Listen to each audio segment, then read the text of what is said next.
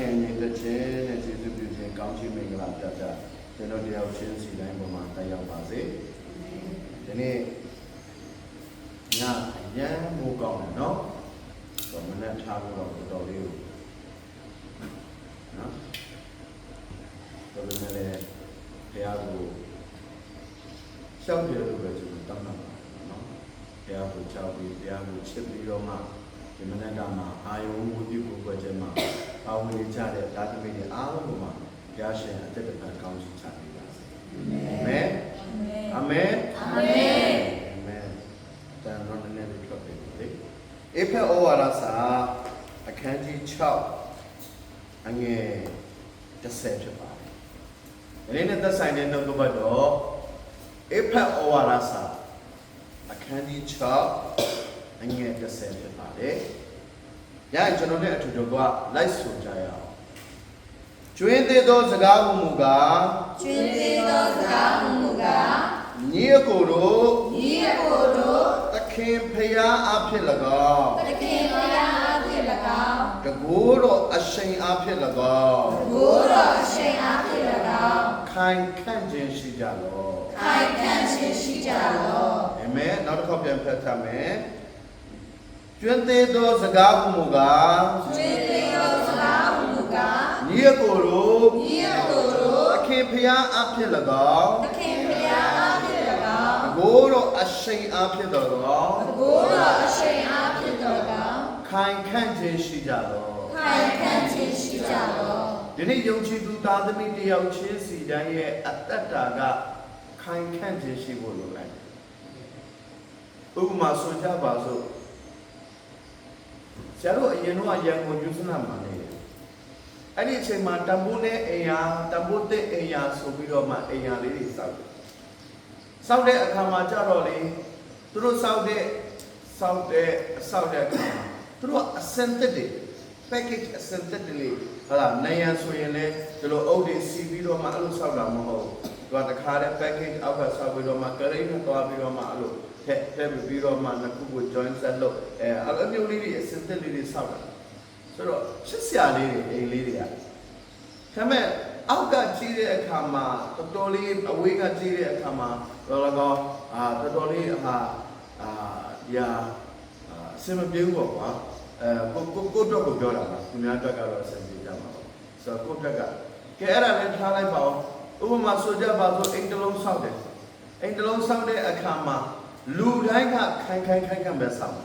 နော်လူတိုင်းဘာဆောက်လဲခိုင်ပဲဆောက်မှာဖြစ်တယ်မနော်အိမ်ဆောက်ပါတယ်ဆိုကမှဟလာပြီးရောဆိုပြီးတော့မှဆောက်တဲ့လူရှိတယ်လားအဲ့လိုမျိုးဆောက်ရင်ညမိုးတာဆိုရင်ညလေးတိုက်မိုးတိုက်ဆိုရင်ဘာဖြစ်သွားပြီလဲအခုချိန်အဲ့ကောင်ပြိုသွားလာပြီဆိုတော့လူတိုင်းကခိုင်ခန့်ခြင်းကိုနှစ်သက်ကြတယ်ဟုတ်လားဘယ်ရဘဲမဆိုခိုင်ခန့်တာထီးဝယ်တဲ့သူတွေထီးတော့ဝယ်ပူပါတယ်နော်ထီးတော့ဝယ်ပါလေဘာရင်ဆက်လဲခိုင်လားနော်မိုးတိုက်တာနဲ့လေးတိုက်တာနဲ့ပဲ့နဲ့သွားမှာဟုတ်လားကျိုးသွားမှာစစ်လားမစစ်ဘူးလားခိုင်ခန့်ခြင်းဒီနေ့ကျွန်တော်တို့ရဲ့လူသားအသက်တာထဲမှာလဲခိုင်ခန့်ခြင်းရှိဖို့လိုအပ်တယ်ခိုင်ခန့်ခြင်းမရှိဘူးဆိုရင်အဲ့ဒီသူရဲ့အသက်တာကအမြန်ဆုံးအလွယ်ဆုံးပြိုလဲသွားတယ်အဲ့တော့ဒီနေ့ခိုင်ခန့်ဖို့ဆိုရင်ဒီနေ့ကျွန်တော်တို့ရဲ့အသက်တာထဲမှာဝိညာဉ်ရေးရနိုင်အားကြီးဖို့လိုအပ်တယ်ဆိုတော့ဘယ်သူအားဖြင့်အားကြီးရမလဲဘာတွေအားဖြင့်အားကြီးရမလဲဆိုတဲ့အခါမှာဒီမှာဘာပြောလဲဆိုသခင်ဖျားအားဖြင့်တော့တော့ဒီနေ့ယုံကြည်သူသားသမီးတယောက်ချင်းစီတိုင်းရဲ့အသက်တာထဲမှာခိုင်ခန့်ခြင်းရှိရမယ်ဆိုနံပါတ်1ကသခင်ဖျားပဲဒီနေ့အဖြစ်ယေရှုဖျားကိုပြောတာဖြစ်တယ်ယေရှုဖျားအားဖြင့်တာလေမိမိရဲ့အသက်တာမိမိရဲ့ဝိညာဉ်ရဲ့အသက်တာမိမိရဲ့အသက်တာပိုင်းဆိုင်ရာကခိုင်ခန့်ခြင်းရှိမှဖြစ်တယ်အဲ့တော့ယေရှုဖျားအားဖြင့်နံပါတ်1ကျွန်တော်ခိုင်ခန့်ခြင်းရှိသလိုနံပါတ်2ချက်ကတော့တကိုးတော်အားဖြင့်ဘယ်သူတကိုးတော်လဲဆိုရင်သခင်ယေရှုခရစ်တော်ရဲ့တကိုးတော်အားဖြင့်ကျွန်တော်တို့ခိုင်ခန့်ခြင်းရမှာဖြစ်တယ်အဲ့တော့မိမိရဲ့အသက်တာထဲမှာခိုင်ခန့်ခြင်းမရှိတဲ့သူတွေယုံကြည်သူတွေအများကြီးရှိတယ်အဲ့ဒီသူတွေမှာခဏပြိုလဲတယ်ခဏရိုင်လဲတယ်ခ ခဏခဏတိဆောက်ဖို့ဆိုလို့တိဆောက်ဖို့နေတာမိမိရဲ့အတ္တပြန်ထဖို့ဆိုတာအများကြီးခက်ခဲကြတယ်ဟုတ်လားဒီနေ့ကျွန်တော်တို့ရဲ့ယုံကြည်သူရဲ့အတ္တထဲမှာအလုံးမဲ့အရေးကြီးတယ်ဒီနေ့ယုံကြည်ခြင်း၌ခိုင်ခန့်ဖို့လိုအပ်တယ်မိမိရဲ့ဘဝအတ္တထဲမှာဆုတောင်းခြင်းအဖြစ်ခိုင်ခန့်ဖို့လိုအပ်တယ်နော်မိမိရဲ့ဘဝအတ္တထဲမှာခိုင်ခန့်ခြင်းမရှိဘူးဆိုရင်ယနေ့ကျွန်တော်တို့ဒီစာရန်လက်ထဲကိုရောက်သွားမှာဖြစ်တယ်အောက်ကိုဆက်ပြီးဖတ်တဲ့အခါမှာတဲ့အငယ်7မှာကျွန်တော်တွေ့ရမှာဖြစ်တယ်ဘာကြောင့်လိုအပ်တာလဲ7မှာဘာပြောလဲဆိုတဲ့အခါမှာခိုင်ခန့်ခြင်းရှိပါမာန၏ပရိယတို့ကိုစီးတားနိုင်ပြီးကြောင်းဘုရားသခင်ပြင်ဆင်သောလက်နက်အစုံကိုဝတ်ဆောင်ပါဒီနေ့ချက်တော်ကြီးကိုမောင်မများခိုင်ခန့်ခြင်းရှိဖို့လိုအပ်တယ်ခိုင်ခန့်ခြင်းရှိရမယ်ဆိုရင်သခင်ဘုရားအားဖြစ်တော်တော့ယနေ့ဘုရားရဲ့တကိုးတော်အားဖြင့်ခိုင်ခန့်ခြင်းရနိုင်တာဖြစ်တယ်။ဘာကြောင့်ခိုင်ခန့်ခြင်းရှိရမှာလဲဆိုရင်အသွေးအသားနဲ့ဟာလားတိဆောက်ထားတဲ့စုံစမ်းခြင်းတွေထက်ယနေ့မာနဆိုတဲ့ဟာလားဒီမှာကျမ်းစာထဲမှာပါတယ်အသွေးသားရှိသောရန်သူတို့နဲ့ဆိုင်ပြန်တိုက်နိုင်ရကြသည်မဟုတ်အထွတ်မြတ်တို့နဲ့၎င်းအာနာဇတ်တို့နဲ့၎င်းလောကီမောင်မိုင်းနဲ့အစိုးတရားပြုသောမင်းတို့နဲ့၎င်းမိုးကောင်းကင်၌နေသောနတ်ဆိုးတို့နဲ့၎င်းဟာလားဘာလို့ရမလဲဆိုင်ပြိုင်တိုက်နိုင်ရမယ်ဒီနေ့ယုံကြည်သူတွေအဲ့ဒီအချက်ကိုမေ့နေတာယုံကြည်သူတွေအဲ့ဒီအချက်ကိုမေ့နေတာငါယေရှုကိုယုံကြည်တယ်ဘုရားကျောင်းသွားတယ်ဟာလားဝတ်ပြုနေတယ်အောင်ဆက်သွားတယ်ဝတ်ပြုနေတယ်အလုံးဝပေးနေတယ်ဆက်ဖို့တို့ပေးနေတယ်ပြီးပြီဆိုပြီးတော့မှထင်နေကြတယ်မိမိရဲ့အတ္တကခံခံခြင်းရှိလားမရှိဘူးလားဘာကြောင့်ခံခံခြင်းရှိရမှာလဲအခုနကျွန်တော်ပြောတော့ဘုသူအဖြစ်ခံခံခြင်းရမှာလဲယေရှုအဖြစ်ခံခံခြင်းရမှာ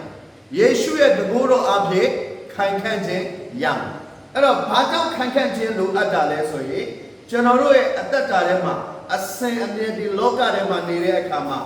အသွေးအသားနဲ့ဟလာရှိသောရန်သူတို့နဲ့ဆိုင်ပြန်တိုက်လိုက်ကြတာမဟုတ်ပဲနဲ့အထွတ်မြတ်တွေအာနာဇတ်တွေနတ်ဆိုးတွေမောင်မိုက်တကိုးတွေဟာလားဒီကောင်းတွေနဲ့ဆိုင်ပြန်တိုက်ရမှာလက်ရချင်းစီတယ်မှာတိုက်ရမှာအခုဆိုရင်ပိုတော်တိတာနော်လက်ရချင်းစီတယ်မှာတယောက်ကအေးလို့ပြောလိုက်တယ်။အော်ငါ့ကိုအေးလို့ပြောတယ်ဟာလား။ဟုတ်ပြီလား။တယောက်ကဟုတ်ပြီ။အော်ငါ့ကိုကျတော့နေရာဟုတ်ပြီလို့ပြောတယ်ဟာလား။အမမရိုးရိုးလေးပါ။ဟာလား။စကားအေးစစ်စစ်လေးပါ။အလွယ်လေးပါ။အရင်ရိုးရှင်းပါတယ်။ဒါပေမဲ့စာရန်ရဲ့ပရိယေတွေစာရန်ရဲ့ထိုးနှက်ခြင်းတွေစာရန်ရဲ့နားလည်မှုလွဲစေခြင်းတွေကဘာတွေဖြစ်စေလဲဆိုတဲ့အခါမှာတယောက်နဲ့တယောက်ပြဿနာတွေဖြစ်စေတယ်။တယောက်နဲ့တယောက်နားလည်မှုတွေလွဲစေတယ်။တယောက်နဲ့တယောက်ချစ်ချင်းမြတ်တာတွေခေါင်းပါစေတယ်။အိမ်တိမ်ထဲမှာပဲနေနေကြတယ်တချို့တွေညီကောင်မောင်နှမတွေမတည့်ဘူး။အိမ်တိမ်ထဲမှာပဲနေနေကြတယ်မိဘနဲ့သားသမီးနဲ့မတည့်ဘူး။အိမ်တိမ်ထဲမှာပဲနေနေကြတယ်ဇနီးမောင်နှံတွေမတည့်ဘူးဘာကြောင့်လို့ထင်လဲဒီပြဿနာဘာမှမဟုတ်တဲ့တိတ်တိတ်မုံမကိစ္စတွေကအကြီးကြီးတွေဖြစ်လာပြီးတော့မှလင်မယားတွေကွဲသွားတဲ့လူတွေရှိတယ်ဘာမှမဟုတ်တဲ့တိတ်တိတ်မုံမတွေကိစ္စတွေကအကြီးကြီးဖြစ်လာပြီးတော့မှအသင်းတော်တွေကွဲသွားတာဖြစ်တယ်ဘာမှမဟုတ်တဲ့တိတ်တိတ်မုံမကိစ္စတွေကအကြီးကြီးဖြစ်လာပြီးတော့မှစီးပွားရေးလုပ်နေတာအကောင့်အဲ့ဒါတွေအားလုံးကပြိုပြတ်သွားဒါတွေကဘသူနဲ့ချက်လဲဆိုရင်စာရန်ကြီးစာရန်မာနရဲ့ဘယ်နည်းဒါကလူတွေနားမလဲဘူး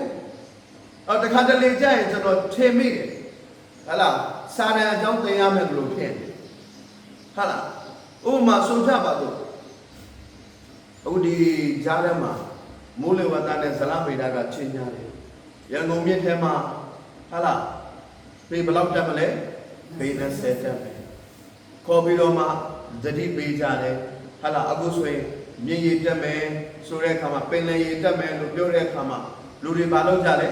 သတိရှိကြတယ်ပြင်ဆင်ကြတယ်အဲ့ဒီကမ်းမှာနေတဲ့ကမ်းပေါင်မှာနေတဲ့သူတွေဟုတ်လားကမ်းဆက်မှာနေတဲ့သူတွေရေနဲ့အနီးဆက်မှာနေတဲ့သူတွေဘာလုပ်ကြလဲပြင်ဆင်ကြတယ် ready လုပ်ကြတယ်သတိယူကြတယ်ဒါပေမဲ့လောကမှာစာတန်ကလည်းဒီနေ့အလုံးလုံးနေတယ်စာတန်ကလည်းတိုက်ခိုက်နေတယ်စာတန်ကလည်းပရိယေတွေသုံးနေတယ်ဆိုတဲ့အရာကိုယုံကြည်သူတွေကတတိမယူနိုင်ဘူးဒီမှာကျမ်းစာကပြောထားပြီးသားကျမ်းစာပြင်ပပြောနေတာမဟုတ်ဘူးကျမ်းစာထဲမှာပြောတဲ့အထုံးမြတ်တို့နဲ့၎င်းအာနာဇတ်တွေအာနာဇတ်ဆိုတာကဘာအာနာဇတ်တွေလဲယနေ့ကောင်းကင်မှာရှိနေတဲ့အာနာဇတ်တွေဒါဘုရားခင်အလိုတော်ရှိရင်အဲ့ဒီအကြောင်းတွေလည်းလေ့လာကြတော့နောက်ပိုင်းမှာနော်ပေါ်တဲ့မထင်နဲ့တရေဆိုတကောင်ပဲရှိနေတာတော့စာရမဏေဆိုတကောင်ပဲရှိပြီးတော့မှတယောက်ကြီးလက်ပြီးပြောနေတယ်များထင်နေသလား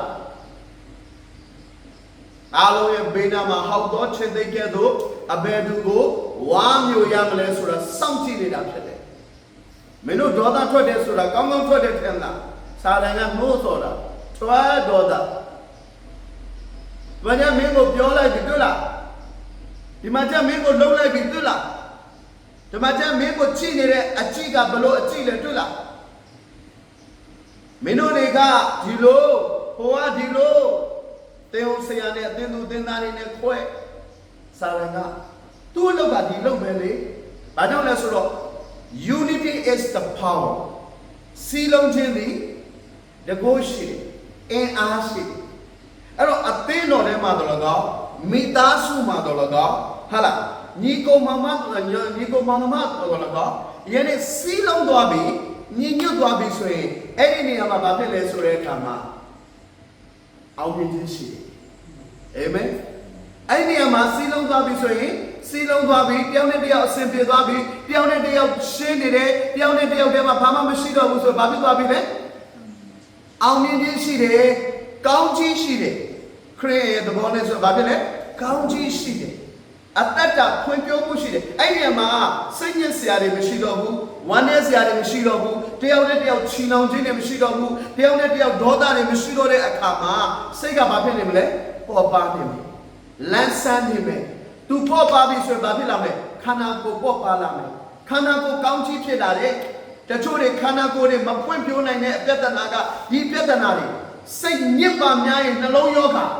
စိတ်ညစ်ပါများရင်နှလုံးသွေးထွက်ခြင်းစိတ်ညစ်ပါဘာနဲ့လို့စိတ်ညစ်ပြီဆိုရင်စေပညာရကြည့်မယ်ဆိုရင်နှလုံးကိုဘာလို့လဲလို့ဆိုနှလုံးကိုဆွဲကြုံလိုက်ဆွဲညစ်လိုက်တဲ့ပုံစံဖြစ်တယ်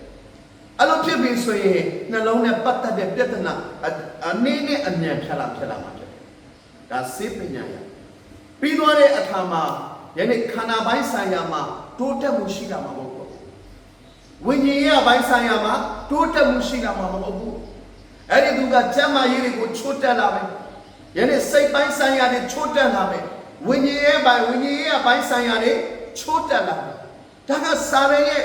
track လို့ခေါ်တယ်အင်္ဂလိပ်လိုစာရန်ရဲ့ပရိရဲ့စာရန်ရဲ့ဘယ်လိုပြောမလဲစင်ထားတဲ့ဝေတယောက်နဲ့တယောက်တဲ့အောင်လုပ်မှာမဟုတ်ဘူးဘာကြောင့်လဲမင်းတို့နှစ်ယောက်တဲ့သွားရင်ဘုရားနိုင်ငံတော်တည်ထောင်သွားမှာချက်မင်းတို့နှစ်ယောက်အစဉ်ပြေသွားရင်ဘုရားဘုန်းတော်ထင်ရှားသွားမယ်ဘာကြောင့်လဲဆိုတော့အခါမှာဒီကနောက်ဆုံးသောကာလကိုရောက်လာပြီတခင်ခရစ်တော်လာတော့မှာဖြစ်တယ်စာရန်ရဲ့အချိန်ကကုန်တော့မှာဖြစ်တယ်သူကုန်တော့မှာဖြစ်တဲ့အတွက်ကြောင့်သူကဘာလုပ်နေလဲဆိုတဲ့အခါမှာ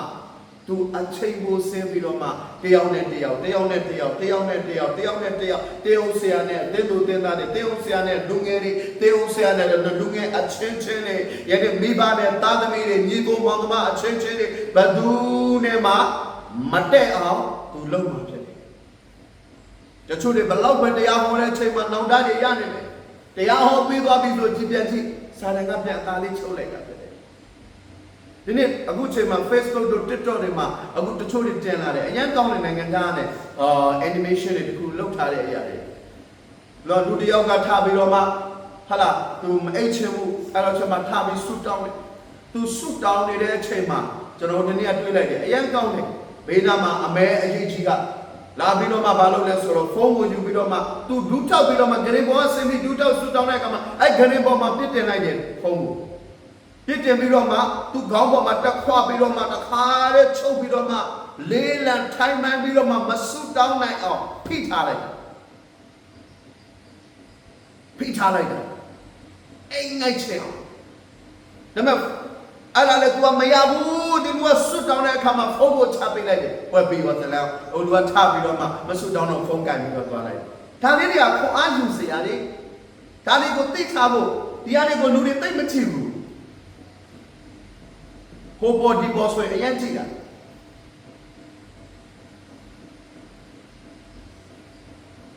စာရဏဘယ်နည်းနဲ့တင့်ကိုလဲဖြူရမလဲအဲ့ဒီနည်းနဲ့တင့်ကိုအလုံးလုံးပြတာဖြစ်ဒီထဲမှာကျွန်တော်တို့ကခိုင်ခန့်ခြင်းရှိဖို့လိုတယ်အတိတ်တရားရှိဖို့လိုတယ်ယနေ့ကျွန်တော်တို့တွေမနေ့ကဆိုရင်ကျွန်တော်တို့အစားရှောင်ဆုတောင်းတယ်နော်အင်းချက်ထားတဲ့ပြောလာလာပပပဲနော်gas မီးဖို့အမြင့်ကြီးပေါ်ကနေဒေဝကျင်းချလိုက်တယ်ဒေဝကမမောက်သွားဘူးနော်ဒေဝကလလပပအောက်ကျနေတယ်အော်အပေါ်မှာအုပ်ထားတဲ့ဒေဝအပေါ်ကအော်တိုတို့လမ်းပေးထားပေးတာဘလို့များလောက်လဲတော့ကိုလည်းမသိဘူးဖြစ်နိုင်သူ့ခေါ်ပြီးနောက်တစ်ခေါက်တော့စားစိတ်ချင်တာကြည့်ချင်လို့လလပပကိုနော်ကိုးစေးစရာတော့မလိုဘူးသူရှာနေရက်ထားတယ်အသားမပြောနဲ့အနစ်တောင်မချမ်းဘူးတေးသေးချာချာလောက်တာဒါပေမဲ့အဲ့ဒီခွေးကတို့တွေအားလုံးရဲ့အတိမှာလိမ္မာတဲ့ခွေးတခင်ကိုသိတဲ့ခွေးဟုတ်လားမဟုတ်လားဒါပေမဲ့ဘလောက်ပဲလိမ္မာနားလည်းမရှိတာဟမ်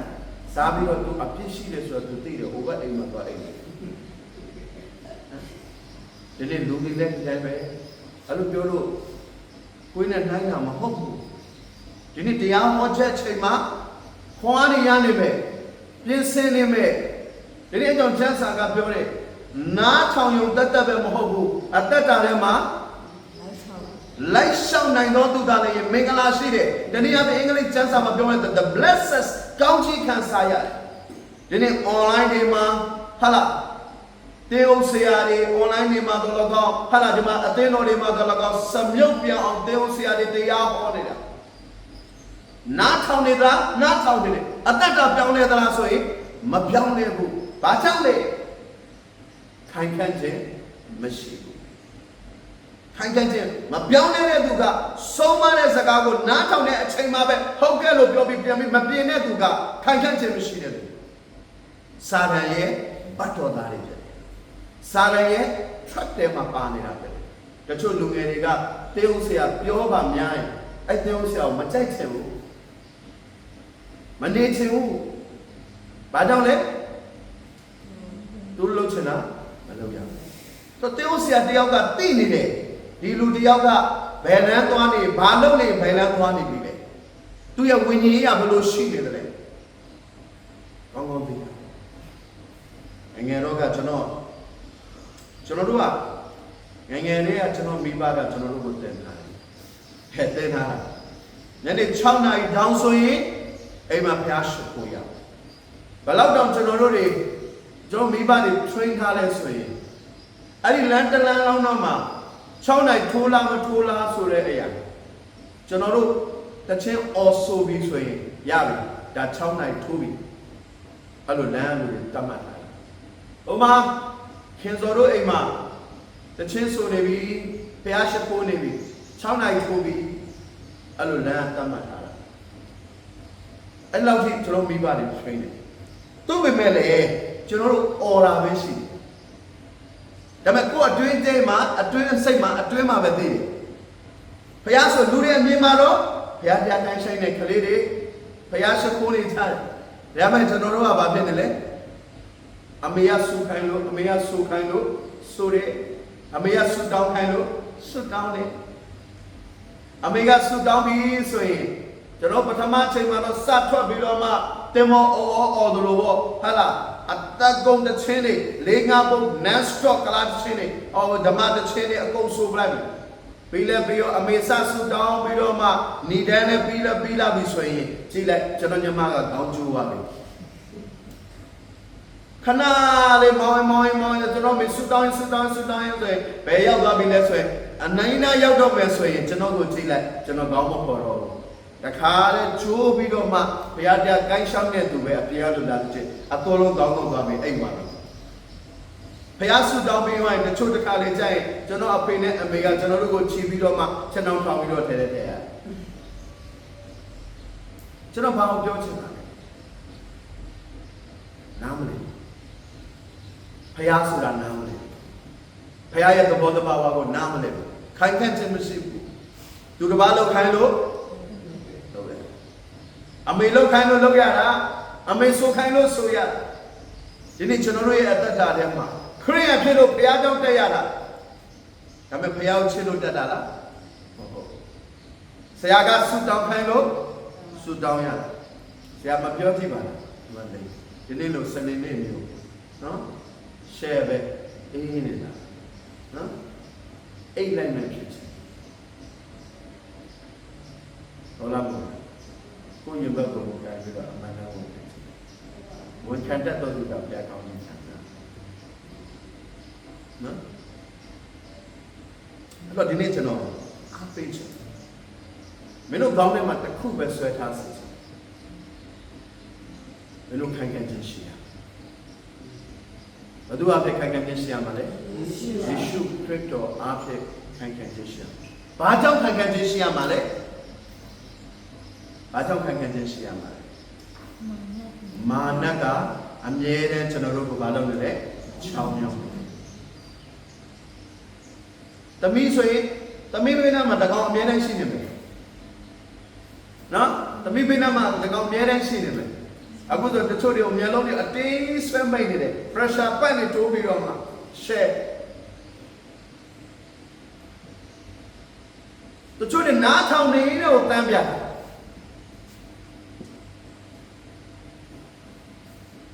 နားထောင်နေတော့အိတ်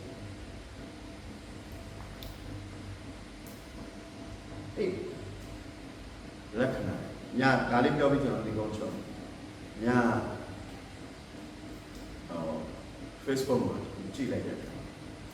အဲ့မှာမတွေ့လဲဆိုတော့ဘာဖြစ်ဘယ်မိမိခန္ဓာကိုယ်ကဘယ်လိုခန္ဓာကိုယ်အပြင်ပမှာဘယ်လိုလက္ခဏာရှိမိမိရဲ့ခန္ဓာကိုယ်ထဲမှာဘယ်ကောင်ကအလုံးမလုံးတော့ဘယ်ကောင်ကပြတ်ချင်တယ်ဟုတ်ပြီလားအယံအိမ်ငတ်တဲ့သူတနည်းအားဖြင့်24နိုင်တန်းနေတဲ့သူဟာတဲ့အသေးမကောင်းဘူး24နိုင်တန်းနေတဲ့သူအသေးမကောင်းကျွန်တော်အဲ့တော့ဒါကြမ်းမာရေးနဲ့ပတ်သက်ပြီးတော့ဘုသူကတွားအဲ့လိုပြောတာဆိုတော့ဘလို့ပုံစံရေဘယ်နေရာမှာတခုခုစင်တုံတခုခုဖြစ်နေပြီဆိုရင်ဗီတာမင်ဘယ်လောက်လိုနေလဲဟာလားဗီတာမင်ဘယ်နေရာမှာလျော့နေပြီဗီတာမင်ဘယ်လိုပုံစံရှိနေပြီလဲအဲ့တော့လူတယောက်မှာစပိတ်ခဏချက်တယ်ဆိုရင်ဟာလားဒါဘာဖြစ်နေပြီလဲဆိုပြီးတော့မှအဲ့လိုမျိုးတွေရှိဒီနေ့ဝိညာဉ်ရေးမှာလည်းအဲ့လိုရှိတယ်ဟာလားတဲ့တတ်တာထဲမှာဝိညာဉ်ရေးမှာဖျားဆုတောင်းနေရင်းထဲမှာအိတ်နေတယ်ဆိုရင်တော့ချိန်နေပြီသင်ကဟာလားဘသူရဲ့တငယ်ချင်းလဲကိုစာရရဲ့တငယ်ချင်းဟုတ်ပြီလားကိုစာရရဲ့တငယ်ချင်းဘာလို့ဆိုဖျားရှိကိုရောက်လာပြီးမှကြီးမြတ်တဲ့ဖျားကိုပိုးကွယ်နေတဲ့အချိန်မှာသင်အိမ်နိုင်နေတယ်ဆိုရင်ကျင်းနေပြီသင်ကိုယ်ပေါ်မှာပဲကောင်းရှိနေပြီလေကိုစာရရှိနေကိုစာရမမစာဟုတ်ပြီလားတချို့တွေကအဲ့ဒီလိုဖျားရှိခိုးကန်ဒီမှဘိုက်အောက်လာဖျားရှိခိုးနေတဲ့အချိန်ကမှအိမ်နာတက်ချလာဖျားရှိခိုးနေတဲ့အချိန်ကမှဖုန်းနေလာမယ်ဘုရားရှိခိုးတဲ့အချိန်ကမှစီးပွားရေးအတွေးခေါ်နေလာမယ်ဘုရားရှိခိုးနေတဲ့အချိန်ကမှငါဒီငါဗဒဆာဘုရားရှိမှာတော့ဖျားဒါပေမဲ့အုံနောက်ကဘာလုပ်မလဲဒီနေ့ဘာဖြစ်ဘယ်စီးပွားရေးဒီမီတင်ဘယ်မီတင်သွားမယ်ဘယ်မီတင်ဘာလုပ်မလဲဘာလုပ်မှာအုံနောက်နဲ့အတွက်ချက်လုပ်နေတာဒီနေ့ဘုရားရှိမှာတော့အဲ့တော့ကျမ်းစာကပြောတယ်မင်းတို့ကနှုတ်နဲ့နေတယ်နှလုံးသားပါဖြစ်နေလေဘုရားနဲ့ဝေးနေတယ်အဲ့တော့ဒီနေ့အားပေးချင်တယ်သမီးတို့ဒီမှာရှိနေတဲ့ တာတို့သမီးတို့အားလုံးကိုမိမိရဲ့အတ္တထဲမှာမိမိဘုဒ္ဓပုံစံရှိတဲ့မိမိရဲ့ပြုမှုနေထိုင်ခြင်းကတင်ကဖယားသားသမီးလားကလာသားသမီးလို့မပြောနော်စာရန်သားသမီးလားဆိုတဲ့အရာကိုကွက်ပြပြသိလို့ရတယ်ဒါမင်းတို့ရဲ့ symptom ဖယားနဲ့အားကြီးတဲ့သူရဲ့အတ္တကဖယားကိုစံရတာဖယားနဲ့အားကြီးမယ်ဖယားနဲ့အရာရာအလုံးကိုဝိညာဉ်သဘောနဲ့ရှိမယ်ဝိညာဉ်အမြင်နဲ့ရှိမယ်ဝိညာဉ်တော်နဲ့သူတို့ကိုနားလည်ပေးမယ်ဒါဝိညာဉ်တော်အဖြစ်သူတို့ရဲ့အတ္တလေးကိုအဲ့ဒီလူတွေကခိုင်ခိုင်ချင်းရှိတဲ့လူတို့အတိတ်ပဲတက်ရောက်တာဖြစ်တယ်ဒါကမိကုန်းချုပ်ပဲဖယားနဲ့အားမရှိတဲ့သူတွေဖယားကိုမချစ်တဲ့သူတွေခိုင်ခိုင်ချင်းမရှိတဲ့သူတွေကအရာရာတိုင်းမှာအမှားမြင်မဲ့အရာရာတိုင်းမှာအလွဲမြင်မဲ့အရာရာတိုင်းမှာကိုစိတ်တကြအောင်လုပ်မဲ့အရာရာတိုင်းမှာစာရန်ကအမျိုးမျိုးစာရန်ရဲ့ကျိုးဆွဲရာကိုလိုက်ပါမှာဖြစ်တယ်အဲ့တော့အမြဲတမ်းကောင်းတဲ့မှာတတိထားစာရန်ဒီ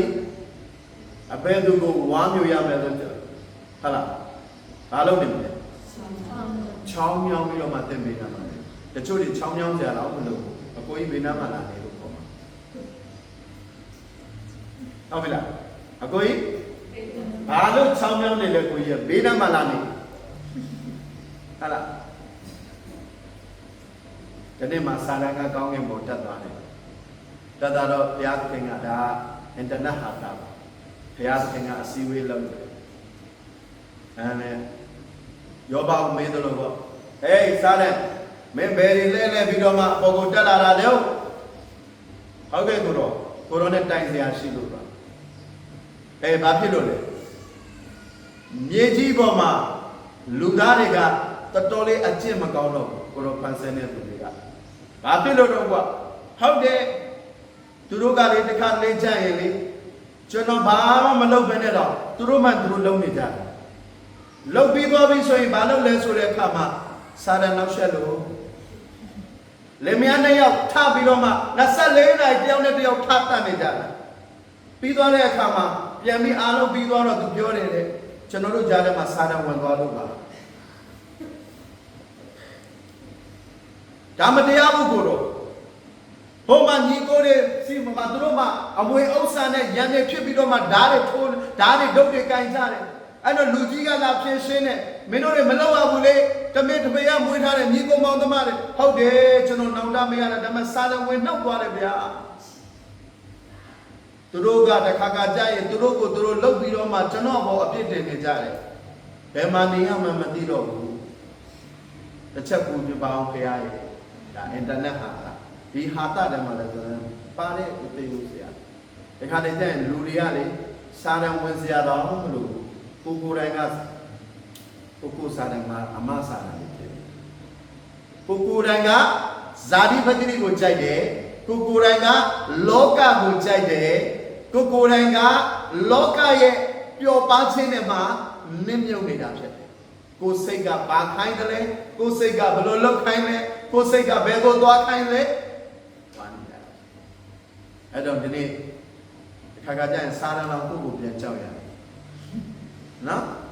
စာရဏောကိုကိုပြန်ကြောက်ရတယ်ကိုယ့်ရဲ့အိုက်ကျူတွေ